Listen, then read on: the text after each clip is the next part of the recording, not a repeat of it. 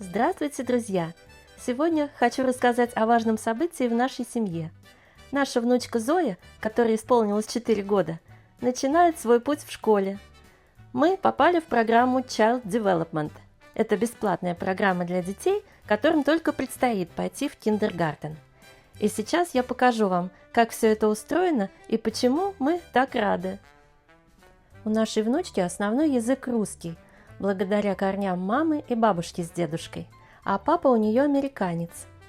Английский у нее есть, но не в той мере, как у детей из полностью англоязычных семей. Так вот, эта программа Child Development помогает двуязычным малышам адаптироваться, подтянуть английский, навыки общения, чтобы уже в 5 лет они уверенно перешли в киндергартен, который в Америке является обязательным. В начале учебного года проводится День открытых дверей, который мы и посетили. Небольшая очередь перед входом, поскольку все, и взрослые, и дети, обязаны пройти через металлодетектор. Правила безопасности.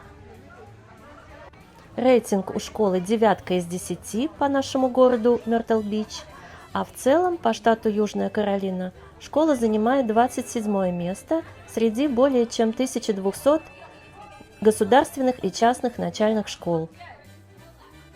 И мы, конечно, с большим любопытством переступили порог, чтобы увидеть все своими глазами. Представители администрации приветствуют деток и их родителей и подсказывают, куда нам дальше идти, чтобы попасть в свой класс.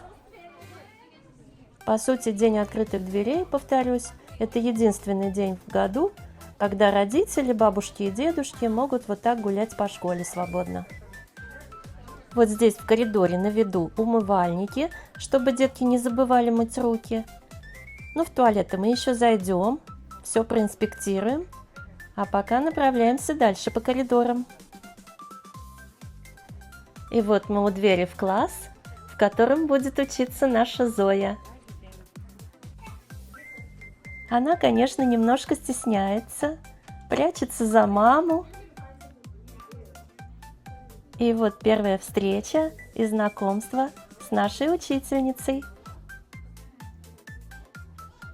В классе, где будет учиться Зоя, всего 19 учеников. Обстановка уютная, учительница сразу расположила к себе. Мне показалось, что она заботливая и внимательная. Это очень важно для начала большого школьного пути. Кроме учителя в классе есть еще воспитательница. Вот она показывает нашей Зое, где находятся игрушки и где детки могут играть. Весь класс поделен на зоны. Есть игровая, учебная зона, есть полки с книгами, интерактивный экран. Здесь же они будут спать на матрасиках. Кроватей тут нет.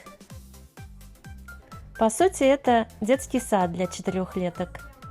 Детские сады в Америке все платные и стоят очень-очень недешево. И мы, конечно, очень рады, что нас приняли в эту программу, и она для нас бесплатна. Вот сейчас учитель объясняет структуру учебного дня, порядки и правила, которым детки будут следовать, находясь здесь в течение 7 часов. В США нет родительских собраний в том виде, как они привычны в наших странах. Вместо собраний для всего класса учитель назначает личные встречи с каждым родителем, обычно не чаще 1-2 раз в год. А успеваемость, поведение, какие-то замечания – все это можно увидеть в онлайн-системе. Вот сейчас на экране, если вам интересно, расписание учебного дня. Ну а я предлагаю немного отвлечься и посмотреть, как мы готовились к школе. У нас в Мёртл-Бич последние 2 недели перед школой проходят специальные школьные ярмарки. И мы посетили несколько таких мероприятий. Хочу показать вам, как местное сообщество поддерживает семьи перед учебным годом. Здесь детям бесплатно выдают рюкзаки, и не простые, а прозрачные. Такое правило действует во многих школах ради безопасности.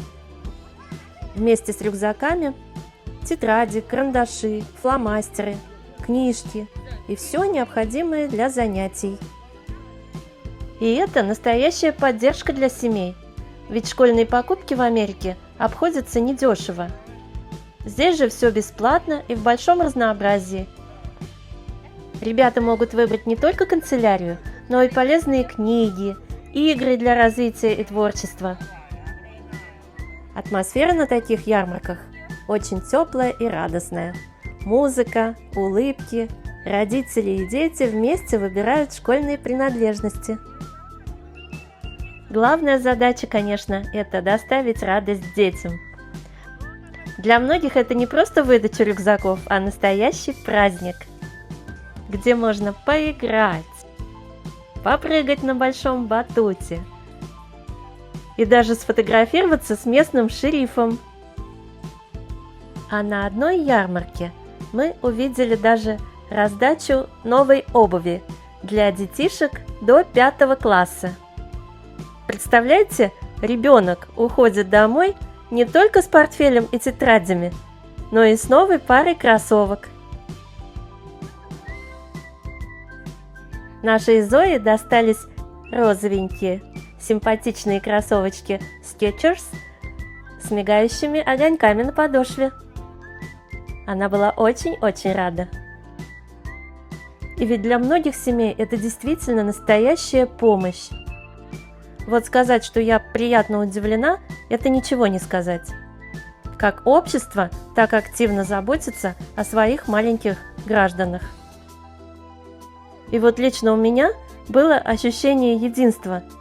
Родители, дети, учителя и весь город словно стали одной большой дружной семьей, готовящейся к началу нового учебного года.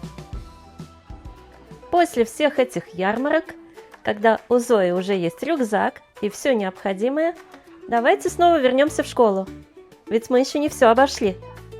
Пока есть такая возможность, прогулялись мы по коридорам, украшенным яркими плакатами «Welcome back», «Back to school», постерами с именами учеников.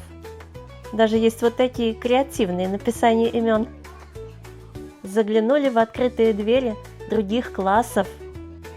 Затем забрели в библиотеку, размеры которой приятно удивили. В моей школе библиотека была намного скромней.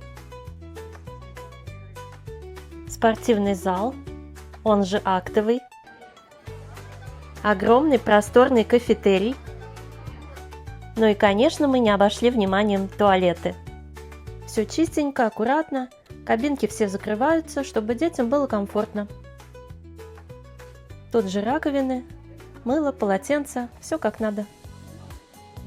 И, пройдя по бесконечным коридорам, заглянув во множество классов, библиотеку, столовую, я вполне себе убедилась, что это очень уютное место, где моей внучке будет комфортно начинать свое большое школьное путешествие.